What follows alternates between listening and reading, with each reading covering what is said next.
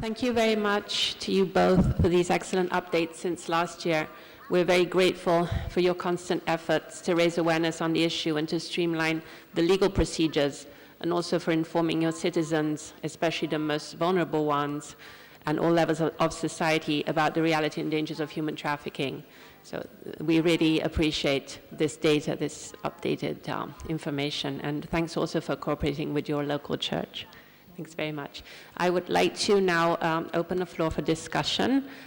Please raise your hands, and let me see who. Okay, so so we have Judge Ana Julia Figueroa and Dr. Asher, Dr. Miller, and okay. Say your name, please. Christian, yes, and yeah, and also Judge Joy in the back. So please, María Julia. Hola, gracias. Buenos días. Vengo de Colombia. Yo quiero presentar un saludo de reconocimiento, de reivindicación a las poblaciones de África, de admiración a los jueces. Considero que ustedes definitivamente lo que hacen en su labor a diario es desafiar las grandes problemáticas que tienen en su país. Mientras conocía de su propia voz las realidades y dificultades que existen, no podía dejar de pensar en lo que siempre he planteado respecto de que hay postulados mundiales en los organismos internacionales y postulados en la Constitución de cada país referentes a que la vida debe ser protegida y debe ser dada en condiciones de dignidad, que se respeta la libertad, la igualdad y el libre desarrollo de la personalidad. Y observaba cómo estos no dejan de ser planteamientos no ejecutados, no realizables y no viabilizados en la práctica. Quedan en aspiraciones, en añoranzas y en un sentido de bien común.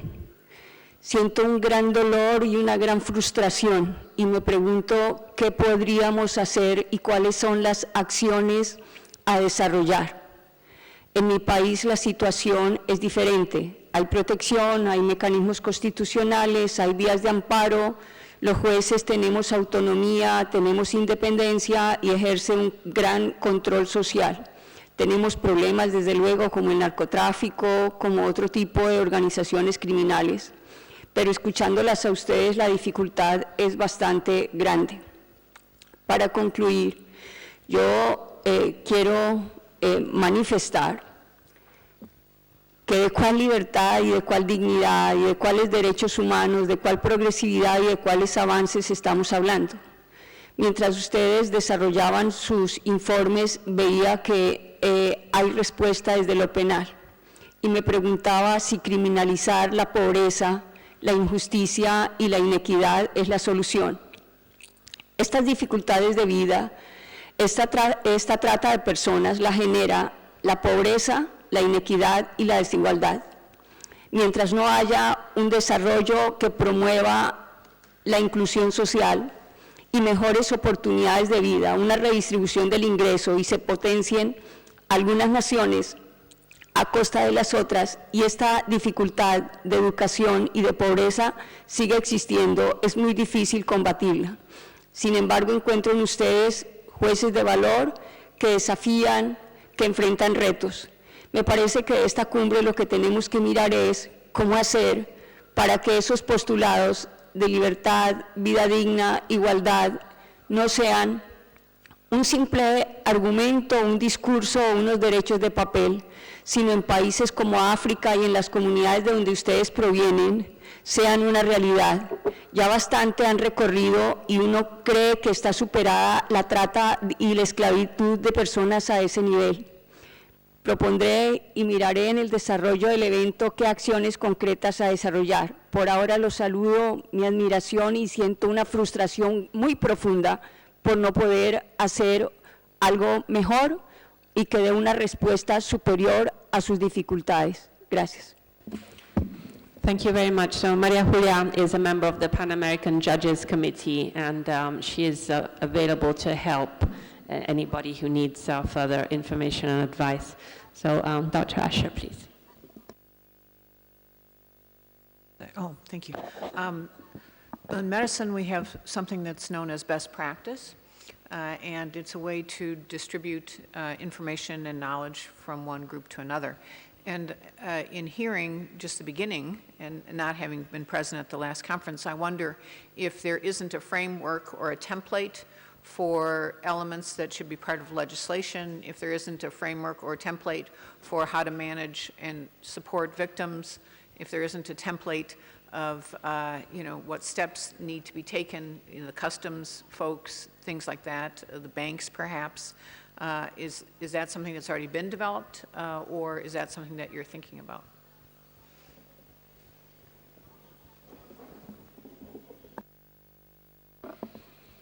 Thank you. Dr. Miller. My question or comment is specifically to the new laws that was presented to us from Benin. One of the biggest problems we face as medical people is the issue about vulnerable subjects. And for us, people who are the victims of organ trafficking are often also part of the prosecution issue is who do you prosecute? Is it the donor? Is it the recipient? And in the case of organ trafficking, they are both vulnerable subjects. When I listened to the presentation from Benin, my understanding was that the person who drives the organ trafficking would be prosecuted or potentially fined or sentenced to jail. In the case of organ trafficking, this is then a patient. And one of the biggest problems for us in collecting data is that doctors don't want to be reporting their patients.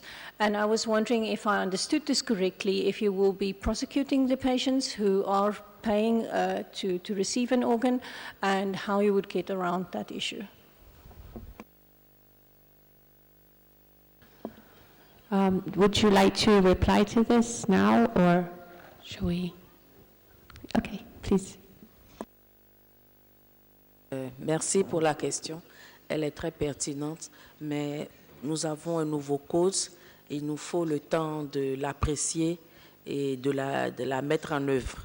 Mais je pense que lorsque cette situation va se présenter, nous saurons apprécier au cas par cas la responsabilité de chacun des acteurs de cette infraction.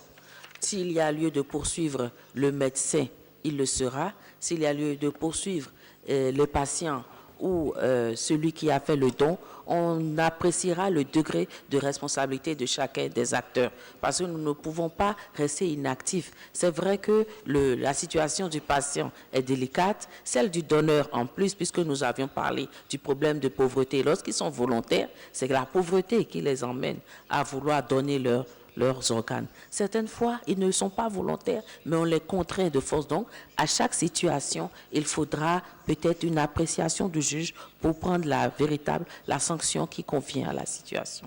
C'est ce que je peux apporter comme réponse.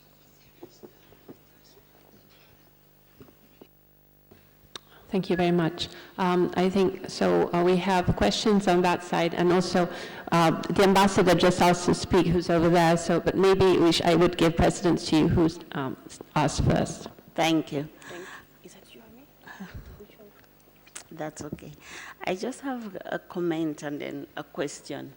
In the West African region and West and Central African region where my office works, we have difficulties having data or statistics on trafficking cases.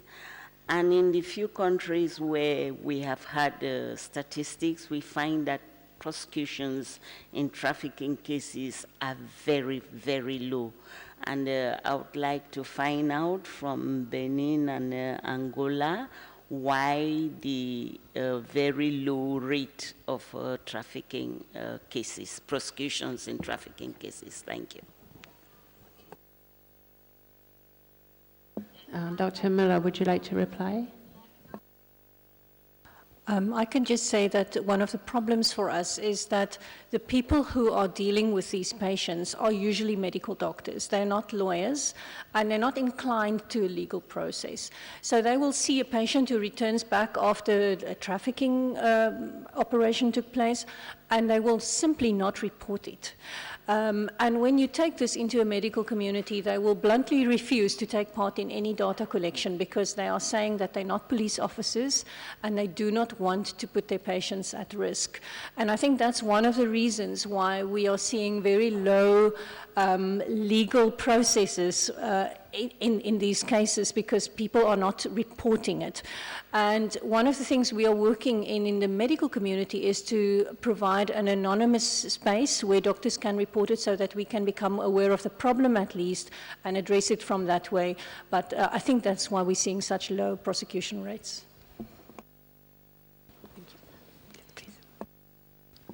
Okay, thank you very much. I have two questions. I have one question and a comment. My first comment goes to Angola.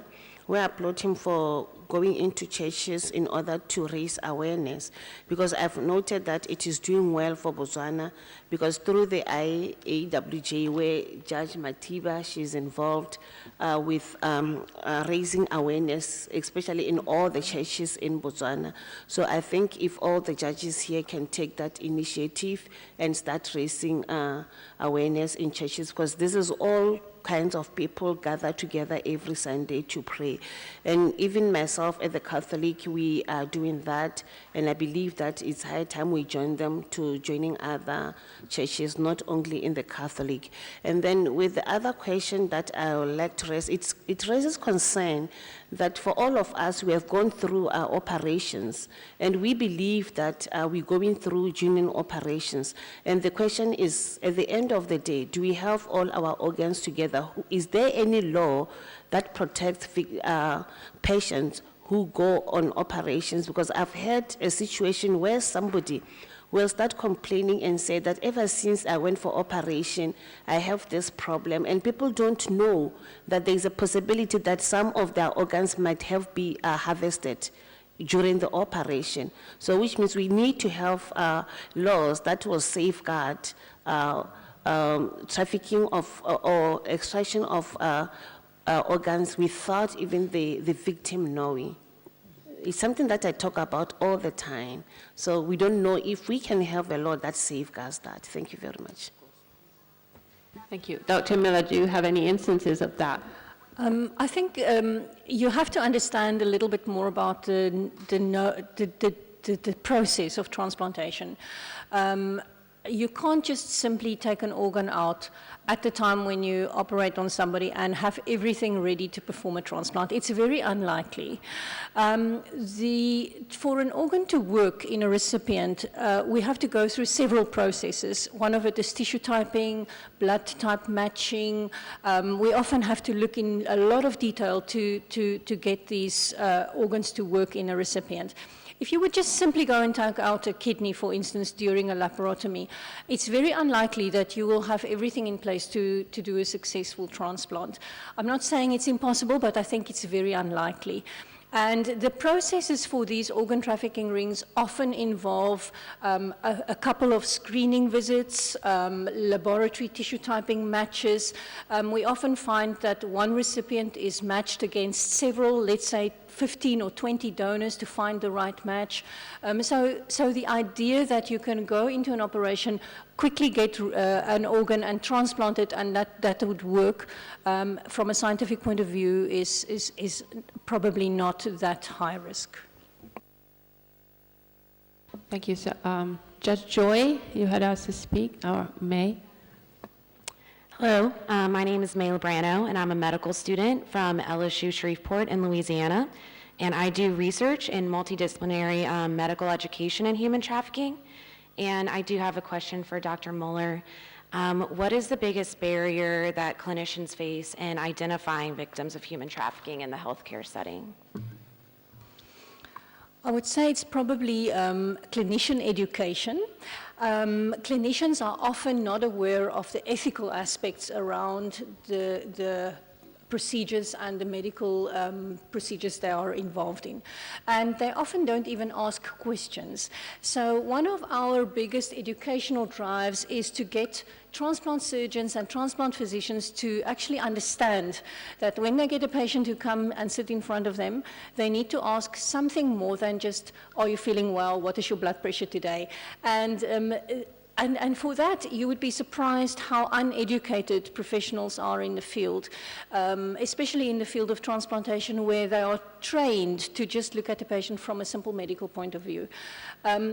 The other educational aspect I think that needs to be enhanced is the education to potential recipients and for them to understand the risks of receiving an organ that comes from an organ-trafficked victim. Thank you. So I think we will have maybe, three more questions. And I know that the ambassador had asked to speak and Judge Kamau had asked to speak. And then, because we have the coffee break and I don't want to be too late so that we don't delay the whole program. So, for the moment, I think Judge Kamau, please. Good morning. My name is Jane Kamau. I'm a magistrate from Kenya. My question goes to Angola. During the presentation, she said that they have a booklet where they are writing information on data. And she gave an example of 70 cases which have been reported. I wanted to inquire, is this 70 within the year, within a district? Is it a government initiative? How have you gone about it so that we may borrow from that? Thank you.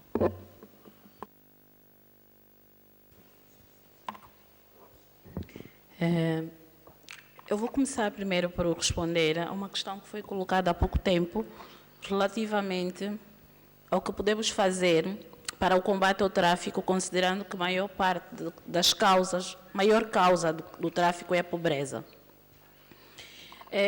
Eu considero que, apesar de parecer ser a pobreza a maior causa do tráfico, não é. É a falta de conhecimento.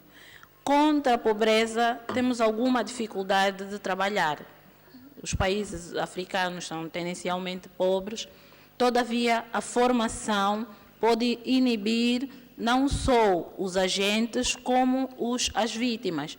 Se a vítima tiver conhecimento que tem que achar estranho que alguém o leve para fazer exames médicos e que o proponha para alguma viagem estranha e faça mais perguntas sobre as suas características familiares, ela vai estar protegida de uma possível proposta. Porque muitas vítimas de do tráfico de órgãos principalmente, elas não são abordadas num único ato. A pessoa vai falando com ela, vai levar ao médico, quer fazer um exame, é só para doar o sangue.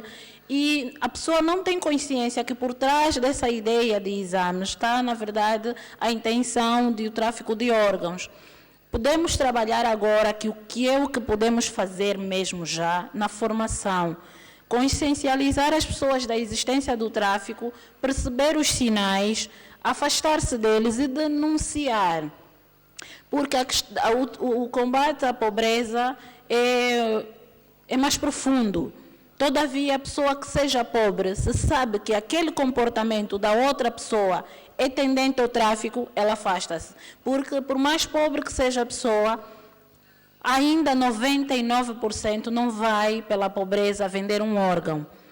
Muitas delas são mesmo levadas não só pela pobreza, mas pela ignorância. Então, o nosso trabalho, considero, é mesmo da consciencialização, da formação e trabalharmos com pessoas mais carentes em termos de informação, porque assim vamos conseguir inibir os próprios atores de praticar os atos que aqui condenamos. Quanto à questão levantada referente aos dados estatísticos que aqui apresentei, os 70 casos estão relatados em 2019 e é de Angola toda. Ainda estamos com alguma dificuldade da própria consciencialização. Na minha explanação eu disse que foi aprovada só este ano a lei sobre o transplante de células, tecidos e órgãos humanos. Se vermos uma lei tão recém-nascida, é também já resultado da conferência passada e da pressão que temos feito. Daí que já vemos os benefícios de estarmos nestes encontros.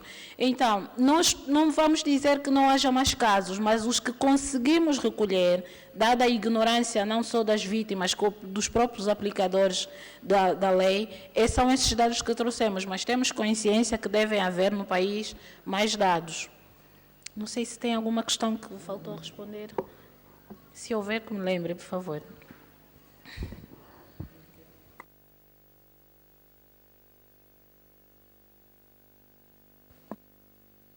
Je voudrais apporter une expérience vécue au Bénin. Ma collègue d'Angola disait que c'est l'éducation et la sensibilisation. C'est vrai que c'est très important, mais le problème de la pauvreté n'est pas à négliger.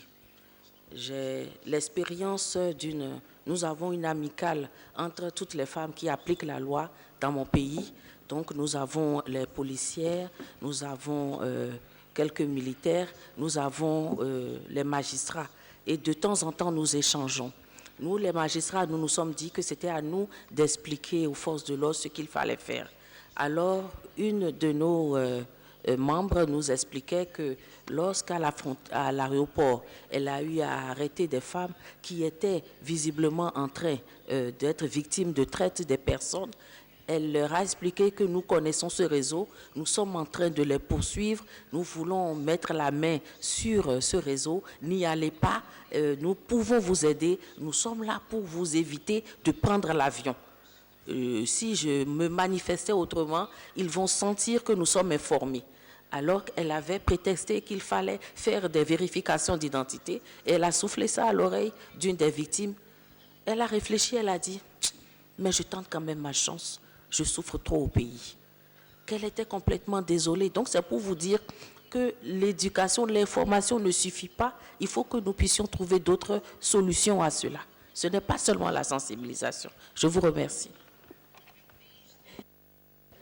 Okay, so I would like to go for the coffee break at 10:45, but I would like to give the floor to Ambassador Avila Molina from Honduras, who has a question, and then Justice Mohammed. Yeah, thank you.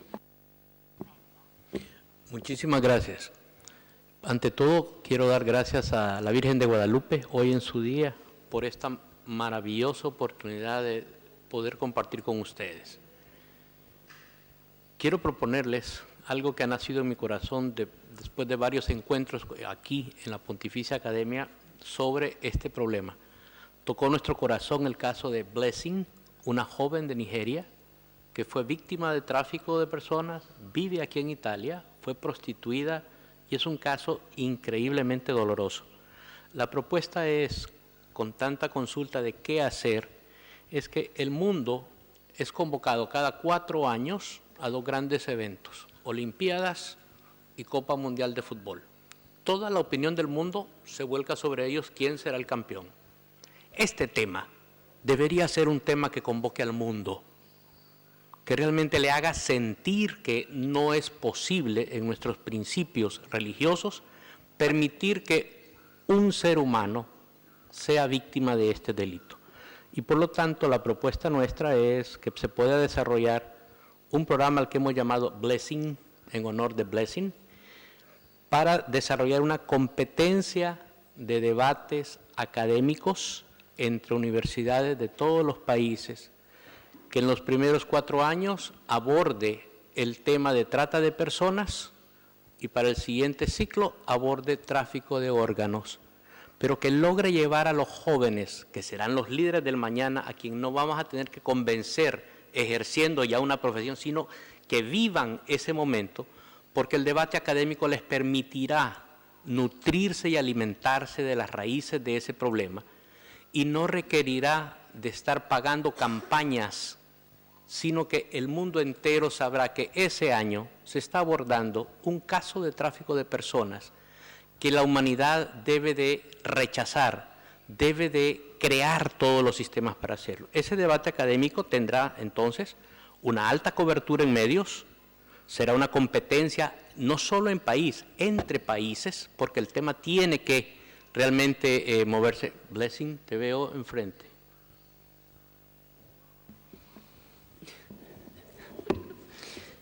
Y a nivel de eliminación, entonces, este programa debería de permitir que en el mundo convoquemos a toda la juventud a debatir sobre ese problema y generar soluciones constantes que vayan realmente poniendo en escena la problemática. Quiero de corazón de nuevo agradecer a la Virgen de Guadalupe, Blessing, que nos ha motivado con su enorme testimonio, que hemos seguido promoviendo la intención del programa, y ofrecer a ustedes poder, con quienes estén interesados, que podamos iniciar ese proceso de debates académicos. Thank you very much, Ambassador. Your Honor, please, Justice Mohammed. Okay.